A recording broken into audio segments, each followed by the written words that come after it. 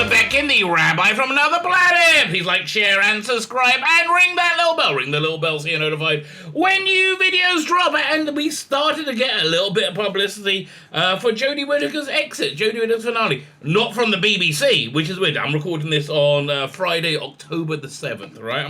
I'm trying to get a bit ahead. This is a time of many Jewish holidays, so I'm probably going to do a news video I'm doing a live stream on Saturday, that'll be the 8th. I'm doing a news video on Sunday, and then Sunday night is a Jewish holiday, so I'm probably going to put this out on Monday, right? Probably on Monday. If there's any new news by then, I'm assuming we'll have a trailer by then, right? By the time you watch this, it's under 2 weeks of the bloody show. There's got to be a trailer. I mean, they're putting it out as late as possible, obviously, to avoid having the piss ripped out of it, which clearly is what's going to happen. Anyway. But, you know, other media outlets start wanting to comment upon the impending end of Jodie. Listen, Jodie's end never really impressed me that much, other than her finishing the job, that is. So, you know, we're starting to see these articles roll out. Again, nothing from the BBC. You know what's coming out of the BBC? Nothing at all. But what I'm seeing is this real revisionist history of like, oh, Jodie, we all loved her. She was freaking great. Oh, it's wonderful. So I think as somebody's going to the trouble of writing these articles, I'm going to read them and rip the piss out of it. Okay, that's the basic plan. I'm reading them and ripping the piss out of them. You know what? Look, there's a vague chance. Again, if this is going out Monday, I might do a chill stream Monday. Oh no, I'm doing a live stream on Tuesday. I don't know. You know, you would know better than me because you are in the future, right? I'm in the dim mist of the past. Anyway, like, share, subscribe, comment. All those things are very good. Thank you very much. Sign up my Substack. Sign up my paid Substack. I gotta send something out today. It's actually kind of embarrassing now. I haven't sent something out. I've got to send out a graphic novel today because I've been remiss. Okay, I have been remiss. So like, share, subscribe. Substack is my email newsletter. I also put out a bunch of extra stuff. Yesterday, look, this stuff I find interesting. If you don't, whatever. This is the free one. This is my email newsletter. So I got this incredible digital archive of Doctor Who magazine. Right, goes all the way back. And so I just pull out, like, you know, Gallifrey and Guardian, the news items of the day, and the ads. I find that stuff interesting, right? Sometimes I put articles in, things that are out of print, right? I put out the Blake 7, some of the Blake 7 comic strips, also by, I guess it was Marvel UK at the time. Yeah, so sign up my Substack. It's completely free. My paid one is $5, and admittedly, you get nothing on it, but you know, it might make you feel good about life. I don't want to tell you. Other than, yeah, sign up for it. That'd be great. Fine, like, share, subscribe, comment. All those things are very good. Let's have a look at this first article over here. Doinks of CBR.com. CBR.com, shilliest of the shills. Jodie Whittaker brought new life to Doctor Who and made the show better. Well, you're half right. And was it life? It was like necrotic life, right? It was dead. It was death that she brought to Doctor. I mean, it really was.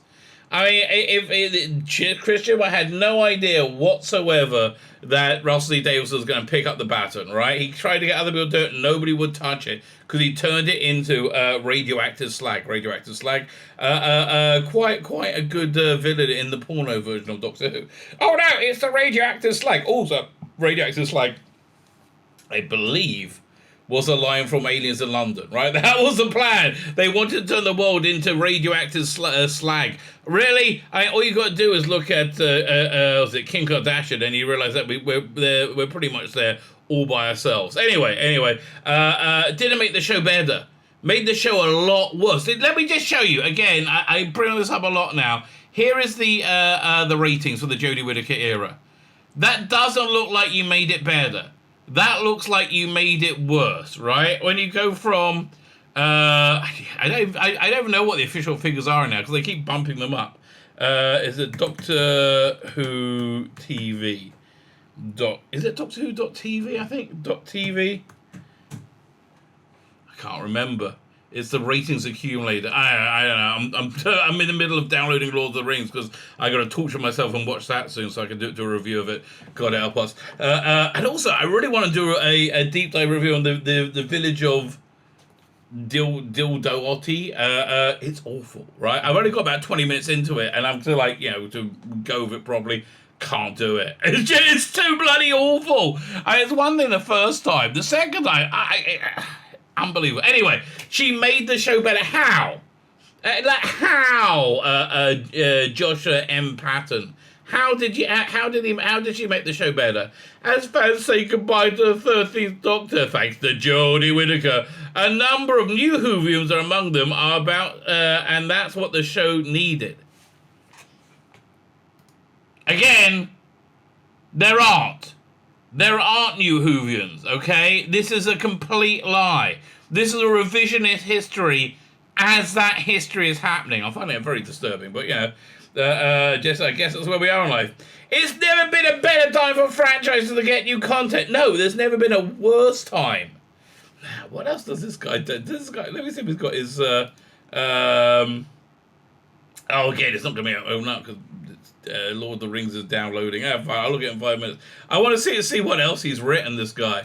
It's never been a better time for fans to get content. No, we live in absolute terror. I mean, firstly, we got like Lord of the Rings. Unwatchable garbage. Like, why Mordred Clark thinks it's a good idea to play Galadriel as an insufferable cunt? It's a bit weird, right? It's a bit weird. I mean, no, it's not weird. This is exactly what's going on. And it's the same thing throughout the entirety of media. So much so that Normans have finally noticed it, right? Normans have finally said, hey, how come everyone's gay and everything, right? We've noticed for a while, but now the Normans are starting to wake up to it. It's what we're seeing is a female understanding of masculine heroism, right? And you see, look at this only way to explain Mordred Clark's performance of Lord of the Rings or Michael Burnham in Discovery. These like really awful, terrible people who we keep being told are really good, wonderful people. Jodie Whittaker's Doctor Who is a great example, isn't she? She's screws up constantly. I mean, like, really, really screws up, I would say, pretty much constantly. But we keep being told how she's the bestest ever, right? I don't know. Every bit of new genre is a nightmare when it comes out. Like, no, don't make anything. Please don't make anything. No, it's going to be bad. I mean, look at something like Andor, right? Andor is a TV show made entirely from deleted scenes. Have you seen deleted scenes on DVDs? Like, I kind of like them, but they're kind of boring. You know, they're like, oh, we're going to stand for a few more minutes and look around or have a pointless conversation. The entirety of Star Wars Andor is deleted scenes, right? If you cut out the stuff that you don't need for the actual story, you'll probably have on 5 episodes in, you'll probably have 40 minutes of TV time. And I'm being generous, right? But it's so boring. No, it's never been a worse time. When I watched Star Trek Strange New Worlds, I'm watching it for how my things go, oh God, no, what are you going to do? What you're going to do is, and there's already too many women on the show, and I'm not like, oh no, I can't stand women, I need female raised. No, I need the TV I watch to in some way reflect the society that I live in. Which it doesn't, right? It doesn't. When you have 50% gay people, it doesn't reflect society. There is about 2% of people's society is gay, but on TV and I think in comic books, it's 100% gay, right? It's 100% gay. I can't remember the last heterosexual romance I saw in a comic book, but again. Why is this always so awful? We're looking at as a female perception of masculine heroism, which they call toxic masculinity, because they're idiots, right? They're idiots. So, no, there's never been a worse time, because, can you imagine a time that we live in absolute fear of there being another Marvel show, there's going to be a She-Hulk show, oh no, the MCU is dire, everything is dire. Right, I mean, it's a terrible time. It is a terrible time. Though each new thing brings its own controversy. No, Not true at all. Battlestar Galactica reboot didn't bring any controversy, did it? Oh no, Starbucks a woman, but it's very good. If it's very good, it's very good, right? That's all you need to worry about. If it's very good, then it's very good. But they're not very good because oftentimes, and basically all the time, people use identity politics in casting to help deflect from any criticism of the poor quality of the work itself. And the work is almost universally of a very poor quality, right? Star Trek Discovery, Doctor Who, Lord of the Rings, Last Jedi. It's always low quality storytelling, right? And they tell you, Doctor Who, right? Do you remember when Jodie Whittaker started and we're like, yay, Jodie Whittaker, yay! And then it wasn't that good. I'm like, oh, no. And then when people started complaining around, me, Arachne's in the UK, I was like, what? And then when you got the Sonongra conundrum, I was like, oh, God, this is awful beyond awful, right? There's like literally awful beyond awful in every way. And you said anything about it, you go, oh, you're a bigot. You hate women. I quite like women. I mean, honestly, my like of men and women are pretty much equal. I mean, I like having sex, and I do that exclusively with women. Well, I do that exclusively with my wife, who happens to be a woman. Do I prefer women because of it, or do I dislike? I don't know. I never thought of disliking women before because Doctor Who was shit, right? I mean, there ever been a better time? Oh God, that was a great line they cut out from. What was it Star Trek? Was it Star Trek 6? Yeah, the one with the Praxis, Star Trek 6 trailer. In the trailer, right, you got this fruity-looking Romulan looking over in a Federation camp going, there will never be a better time. I mean, obviously wanting to destroy the Klingons in the wake of the Praxis explosion. Anyway, fine. So let's just move on from that. It brings controversy. Even franchises with a change device baked into it from the beginning begin to fall victim to this. No, it was just shit. Okay, it was just condescending, lecturing, irritating, brain dead, annoying shit. Don't like, oh no, you toxic fandom. You're gonna hate Jodie because she's got a vagina. No, we hated it because it was shit. Oh, and also we can really tell your narcissism, right?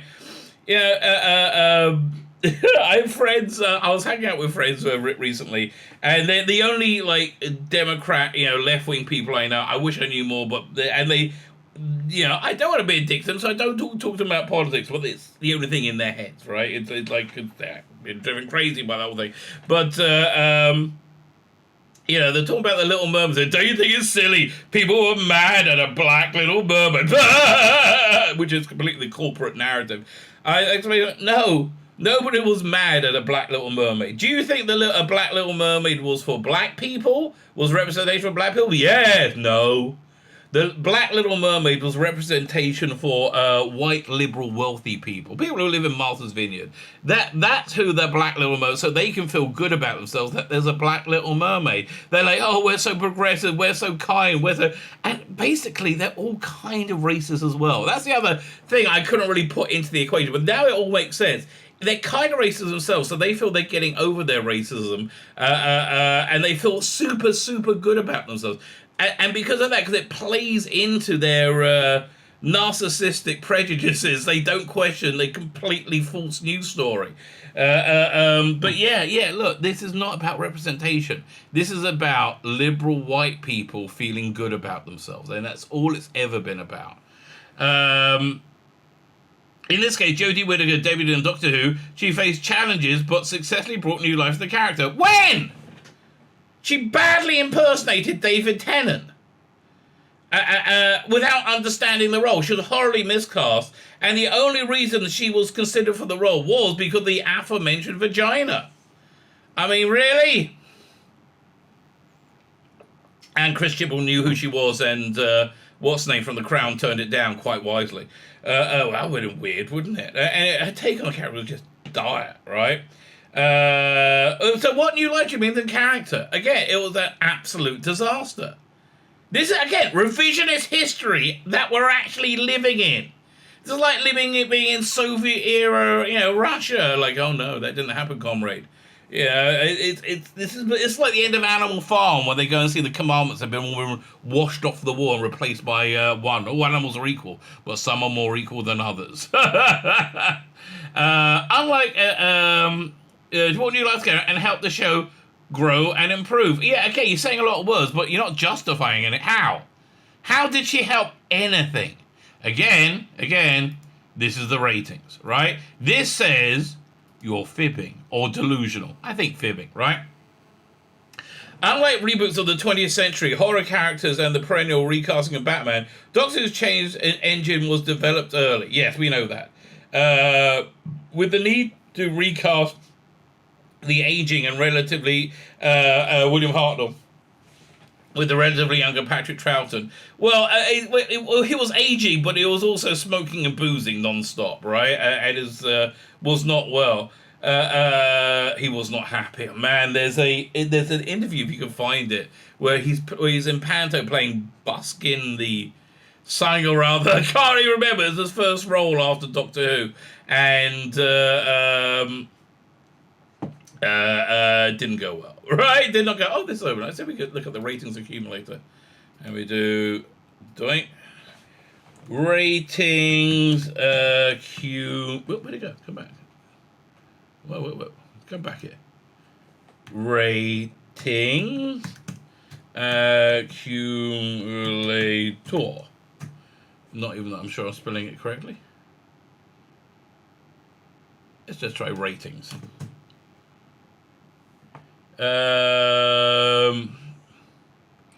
Where is it? Was it here? I can't remember here. Let's say Doctor Who ratings. Doctor Who ratings.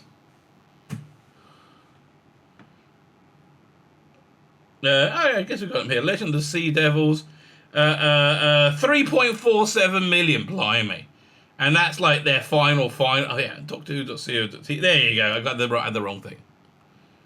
So, but 3.47 million.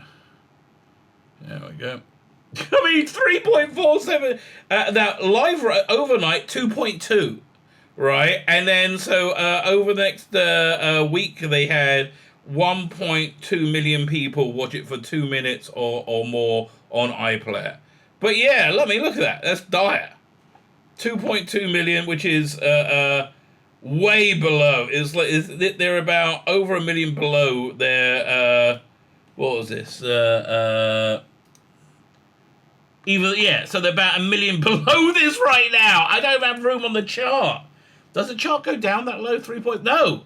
They've got to make a new chart because it doesn't go down low enough. Look, it only goes down to 3.7. I guess I get 6.5 in there. Still not. I got to get to 3.4.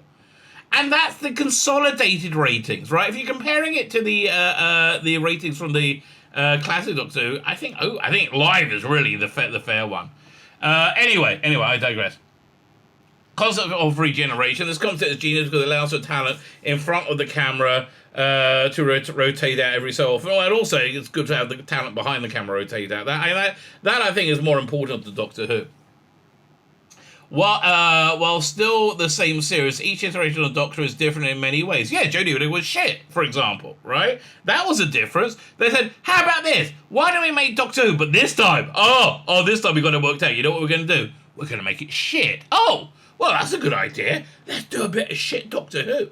The big way Jodie Whittaker changed Doctor Who was making it shit. Was showing the Doctor regenerations were not bound by gender.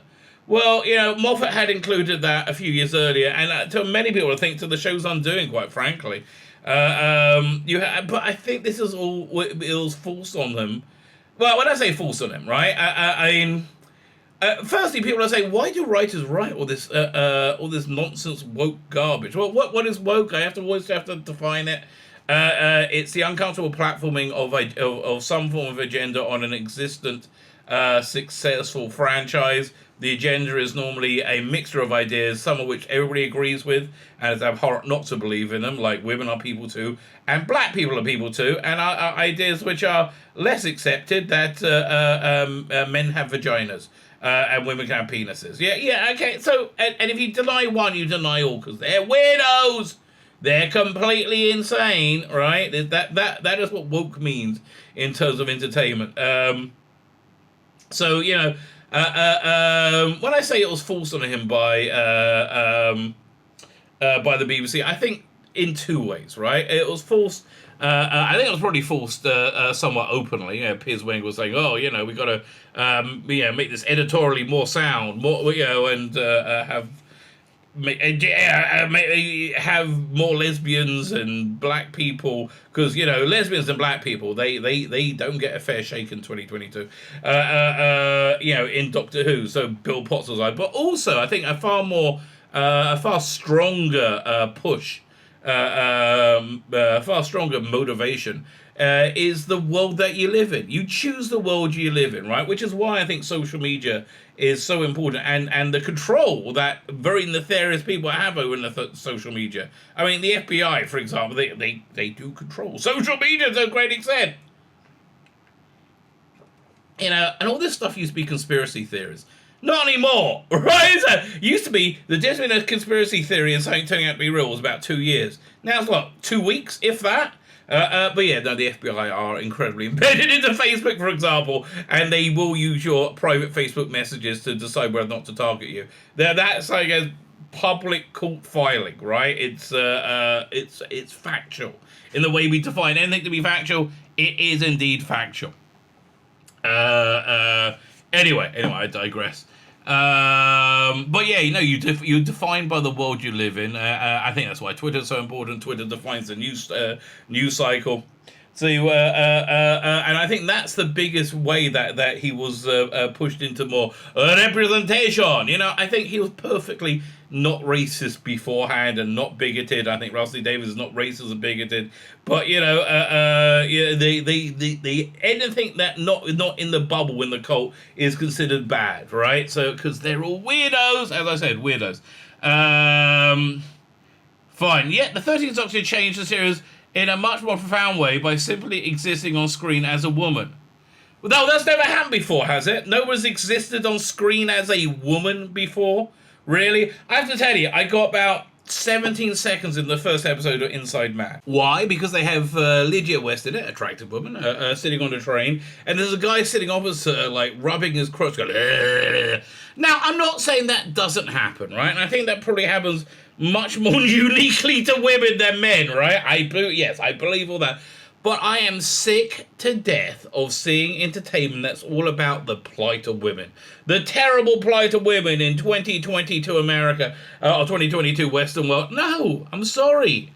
Especially attractive, college-educated women, especially blonde, are the most privileged people, not in society, in the history of our damn species. And I'm really sick of it being the only story that we hear now. The plight of women! Oh, look, every character in the MCU has to become female. I just saw the Black Panther trailer. Who gives a crap, really? And it ends up with the new Black Panther is, oh my god, a woman. And it's like, it's creatively bankrupt. As though simply existing as a woman. No, as a massively incompetent woman with a time-space machine and no idea what to do with it. I don't tar all women with the brush of Jodie bloody Whittaker. It makes sense that Jodie can't stop getting emotional about leaving. Well, I'm pretty excited myself, I have to tell you. But she's been awful, right? She has very few acting modes, right? She has silly little, I'm a little silly little muppet. Oh, I don't know what I'm doing. Yeah, massive incompetence isn't that funny, right? She has sad little lost dolly. I've lost a little girl, lost a dolly. Oh no, it's so sad. And then there's concern, which she really can't do very well. She kind of just crumples up her forehead a little bit, goes, and not even does it back. And like, that was more impressive, right, than what you saw Jodie Whittaker do, right? It was, her confrontations are epically shit, right? Epically shit. Doctor Who changes or it fades away. Well, it was going to fade away if Russell T Davies didn't come back and save it, right? So let's be 100% clear. It was fading away because people like you are idiots who...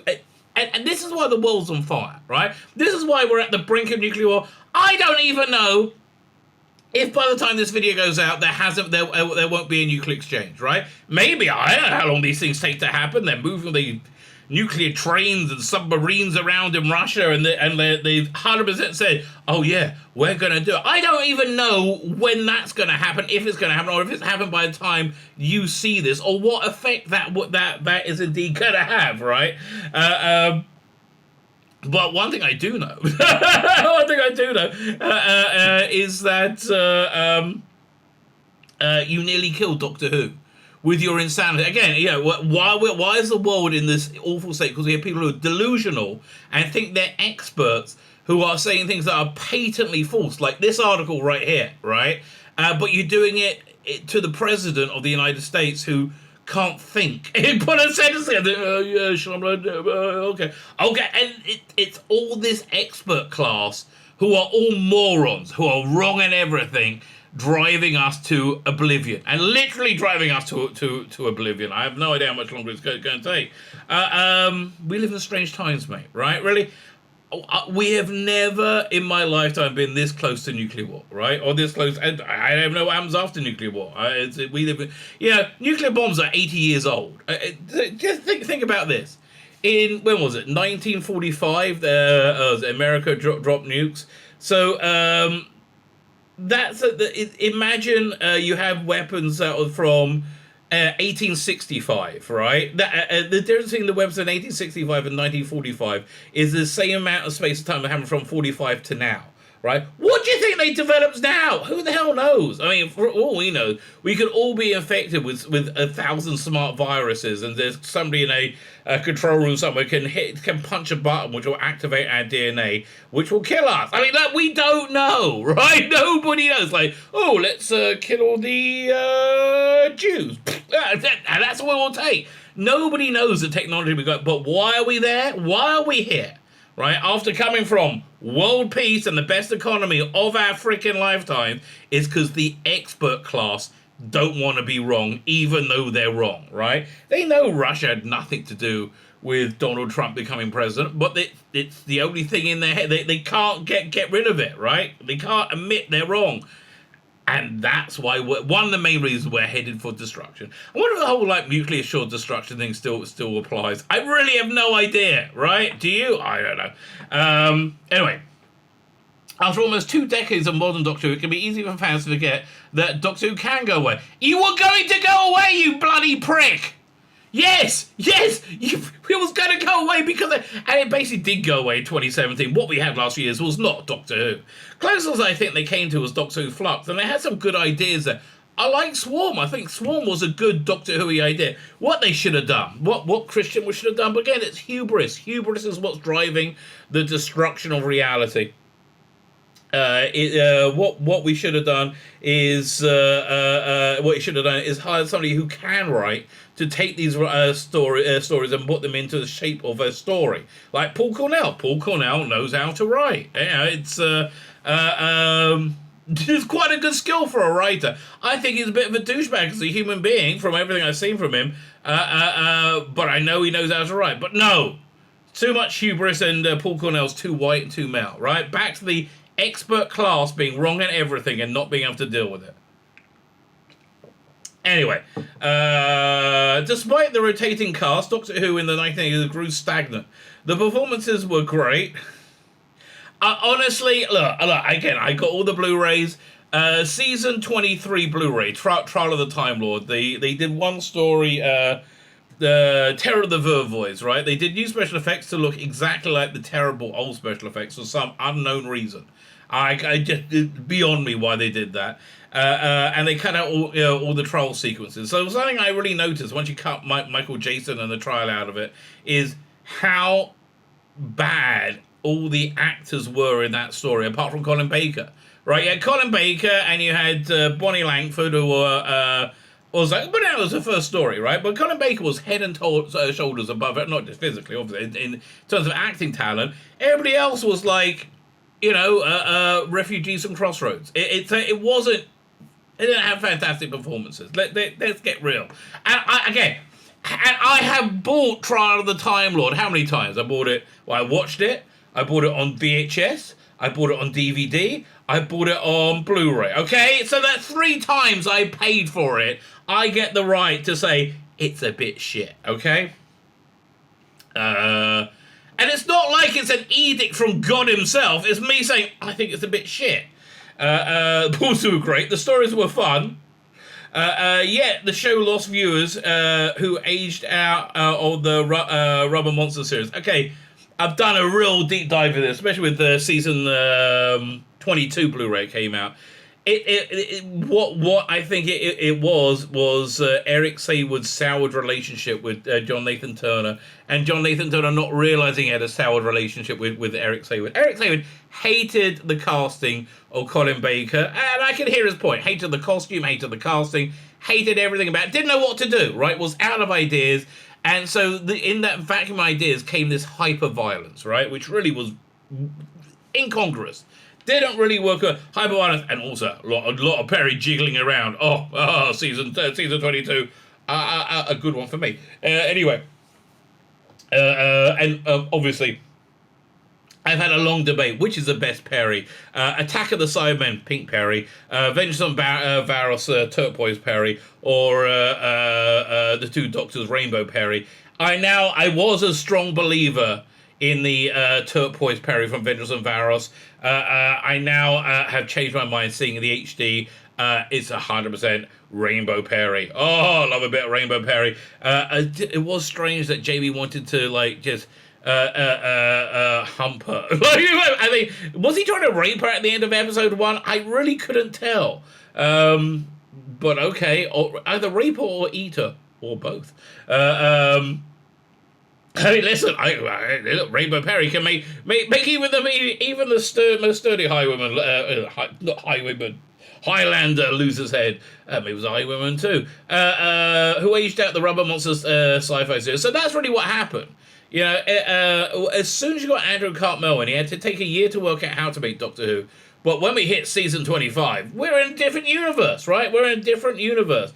But I honestly think John Nathan Turner should have left with Eric Saywood, with Peter Davison, and that's essentially what killed it, right? That the Michael Grade looked at again, season 22, Colin's season, said this is shit. I mean, he had his criticism had a lot of points. This is just violent, it's nasty, people don't really like it, it's a waste of our money, it's a mistake, right? Now, weirdly enough, he never saw how it reinvented itself with Andrew Cartmel, and I wish he had. I wish that Andrew Cartmel, but he already left by then, right? But I wish that at some point somebody sat down with Michael Green and said, look, I understand you think Doctor Who was shit, and you weren't entirely, I mean, your criticisms were all pretty darn valid, I have to tell you. There's a great interview on the season 22 Blu-ray box set. But I think if he watched not Attack of the Cybermen, Revelation of the Daleks, the Sylvester's debut story of season 25, he would have gone, well, this is actually very, very, very good, right? It would have done John Nathan Turner a lot of good. But because it would look tacking awful, I think it ended his career. That and also fighting against the cancellation, right? Putting out that press release saying it was being arrested for 18 months ended his career, right? Really did end his career. Fine. Didn't pick up new fans to replace him. Well, that's not true. The show's doing a lot better. It was doing a lot better in Battlefield in Sylvester McCoy's last season than it was in Jodie. Again, Jodie with her bullshit figures of 3.47. I think it's close to 2.2 is more real. Let's have a look at this. Doctor Who Battlefield, which was the lowest rated story, right? Of the classic era. Where's the ratings? So 3.1 million, right? 3.1 million compared to and over again. These consolidated. I think the 2.2 is probably less than that. The live rating was about 1.5, right? 1.7 maybe. 1.7 compared to 3.1. Yeah, look, mate. I understand you don't like math because it makes you look like a schmuck, but you're a schmuck, right? That's the bottom line. Don't be a schmuck, and you won't look like a schmuck. Really, I know it's hard for some people. When Russell T Davies brought back the show in 2005, most audience members expected it to play like most British series, 1 or 2 seasons in American parlance, a handful of specials. However, Christopher Eccleston led to David Tennant, led to Matt Smith, led to Peter Capaldi. Yes, such incredible heights of popularity and success until this like political divisiveness came in from the BBC, right? Which was in the middle of Peter Capaldi. Admittedly, Peter Capaldi's first year, I think, is as weak as I think his last year was the strongest. But you could chart Doctor Who's demise with the rise of common purpose, with the rise of inserting ideology into into TV. When David stepped down, the show's frequent contributor Stephen Moffat took over, and Doctor Who, more than ever, felt like a TV institution. Yeah, it really did. When it hit the 50th anniversary,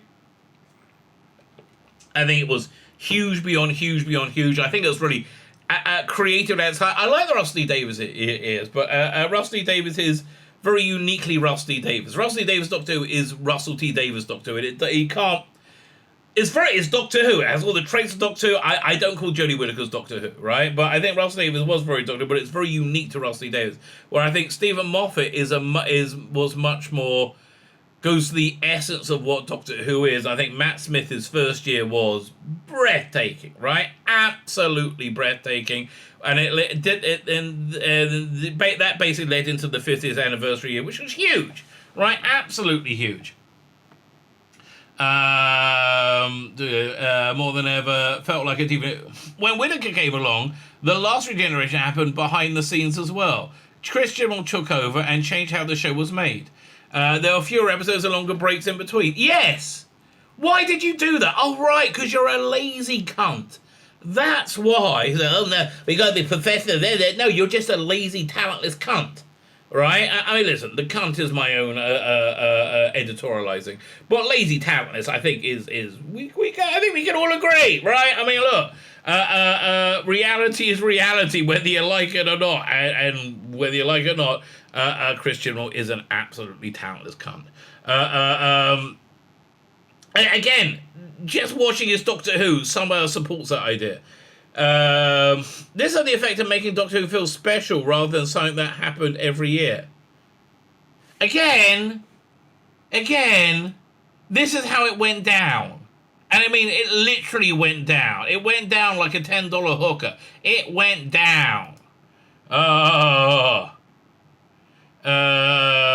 This area, the show also became more cinematic, with each episode looking like a pristine 50th anniversary special. No, actually I don't think it did, really. It looked kind of tacky and weird, right? Because you can't do anything when you've got nothing but, like, unwatchable shit in the script, right? I mean, that's just where you are. Fine. Thanks to Chris Chibnall's past work, specifically the collaboration with the 10th Doctor and David Tennant on Broadchurch, viewers who have never considered the children's sci-fi show tuned in and love what they saw. Again, it's called math, right? Math. You are either lying or delusional. Oh, God. No, they didn't love what they bloody saw. They ran screaming. Viewers dipped for Doctor Who. You had the piece of shit Country File as a lead-in, where people would wander around a wood for an hour or so. I just didn't get that show at all. Didn't understand it. But got better ratings than Doctor Who. The Doctor Who came on, people, if they're on a 50th story of a high-rise, they jumped out that window. Like, no, Doctor Who, anything but that, right? Anything but that. And then, what was it? Call the Midwife came and the ratings shot back up. I am convinced beyond convinced the whole reason we had Brendan and all that bullshit with the Timeless Children, being set somewhere in Ireland in the turn of the century in 1930. Well, so when people were channel surfing, they thought they caught Call the Midwife and it started earlier than they thought. And they watched it for more than 2 minutes. And if they watched it for more than 2 minutes, they got a freaking view. That's how pathetic and desperate they were. All right, there was nobody to hand over to. They found out about Russell Davies 2 days or a day and a half before us. Rather than leading in the show's past, a series of villains and characters, the show tried to create new lore. How did it go? It was shit! Again, I remind you, you had the terrifying villain, Tim Shaw. You brought him back much, have you? No, because he was boring shit. Right? Still, the Rhino-headed Jadoon and John Barrowman and Captain Jack series retained its institutional memory. Oh, you mean the second series, when they saw the nosedive of ratings? Right? Insane. Absolutely insane. And they brought them in. So new fans are proper fans? What? What's he trying to say? Still, from the silly rhino-headed Jadoon to John Barrowman's Captain Jack Harkness, the series retains its institutional memory, so new fans are proper fans. That's what it's all about, isn't it? They hate being called fake fans. And they don't like Doctor Who that much. They just like that it had a woman playing the role because it made them feel good. It made them feel progressive. It made them feel good about themselves, like they were fighting the power. Jodie Whittaker's 13th Doctor will age like the Star Wars prequels. Badly. Right? But the only reason Star Wars prequels are looked at fondly in any way now is because the sequels were a lot worse, right? A lot worse. And people kind of like the Clone Wars, right? I think the Clone Wars have did more for Star Wars in prequel years than the actual prequels did, right? In many ways, Doctor Who is similar to another fan favourite sci-fi, Star Wars. Oh yeah, they also did The Last Jedi. That was when George Lucas brought his space opera back to the movie houses after about as much time as Doctor Who went away in the 80s. Fans were gobsmacked. Names and places were familiar, but the saga didn't look and feel like it came before. It wasn't as good. Right? It wasn't as good. Hey, Phantom Menace is a bit of shit, really, and we all basically said so. You know, there's a Phantom edit that's about 20 minutes long, which is the only washable way of trying to, watch that nonsense. Over time, and with the Clone Wars series, older fans made their peace with Star Wars as it is versus what they hoped it would be. Again, it wasn't divisive, lecturing, boring shit. Right? It wasn't as good as the original Star Wars, but it wasn't divisive, lecturing, boring shit, which is how I would describe the Jodie Whittaker Doctor Who. To that effect, the kids who thought the prequels were as their stars grew up and joined a larger conversation. But here's the difference. There were kids who thought of it as their Star Wars. Nobody thinks of this as their Doctor Who, right? Nobody thinks of this as their Doctor Who, whatsoever. This is for, again, white liberal people to tie their children to a chair in front of the TV to watch Doctor Who so they can feel good about themselves, right? That's all it's about. And the actual quality of it doesn't matter. How do you know? How do I know? Have you seen the actual quality of it? Or the lack thereof? When Shooter gets going in the 14th Doctor, Whittaker will fold seamlessly into history of the show. Nope. She will be forgotten forever. There's going to be Rusty Davies is going to be somewhat kind to the fans of the Jodie era because he's basically in their tribe, right? They're these hateful individuals feel that he's in their tribe. He's decided that J.K. Rowling is pure evil, right? So he's going to be nice to them. But I don't think it's going to be divisive, awful shit. I really don't. And it's because I've seen everything else Rusty Davies done. And, I think the most divisive stuff he's done is probably years and years, right? Most things we can all pretty much agree on. And again, I'm a Bible-thumping creationist, and I thought It's a Sin was a truthful and brilliant portrayal of the age tragedy, right? So, when you speak truth, which is what I think Rusty Davies does. When falls seamlessly into rows and propel forward for another decade or more. No, we're never seeing again. I doubt we're ever seeing again. I don't think Big Finish will be doing any Jodie Whittaker stories. They're testing the waters with Dr. Ruth and Sash Dhawan's Master. I don't even think they're going to do very well. I don't know. I don't have their figures, but I just don't see. The more you tie Jodie Whittaker's Doctor Who inside, the less it becomes profitable, right? The less it becomes saleable, right? That was the whole thing they did with Time Lord Victorious. However, the problem with Time Lord Victorious was the same morons that brought you this unwatchable shit also bought you that. So unrolled terribly. While the Chibnall era was unbalanced, he and the cast pushed the show into unfamiliar territory. Yes, failure. Absolute failure. That's the unfamiliar territory it got pushed into. Complete and total failure. Which, unsettling as it can be, is always a good idea. Not if, okay, really? We're heading to nuclear war. That's unfamiliar territory. How do you fancy that, arsehole? Right? Gas prices are about to skyrocket throughout the world. We're going to have famine. This is all unfamiliar territory. You're loving it yet? Well, you don't realise what's going to happen. We wait 3 months to the winter of your discontent. And then you'll see how much you like unfamiliar fucking territory. Fucking moron. Almost. Oh, that it's a good idea. Oh, I can't wait to rub that in his face. Almost 60 years off from the first Doctor Who transmission, up to the four generation of kids have grown up watching. No, they all stopped with Jodie Whittaker again. This is what this rating says. They all stopped watching with Jodie Whittaker because it was unwatchable.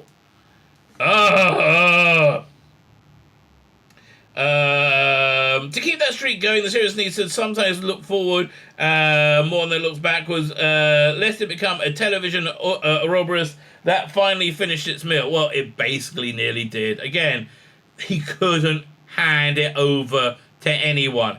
Why couldn't he hand it over to anyone? Because he made it radioactive bloody slag. Again, the villain from the porn version of Doctor Who. My name is Tzvi Lebetkin, the Rabbi from another planet. Please like, share, and subscribe, and ring the little bell. I'm sure the misinformation and the rewriting history will go on as we head towards the what's it called again? The Power of the Doctor. And I will be here to record every moment of it for you. My name is Tzvi Lebetkin, the Rabbi from another planet. Like, share, subscribe, and have yourselves a fantastic day.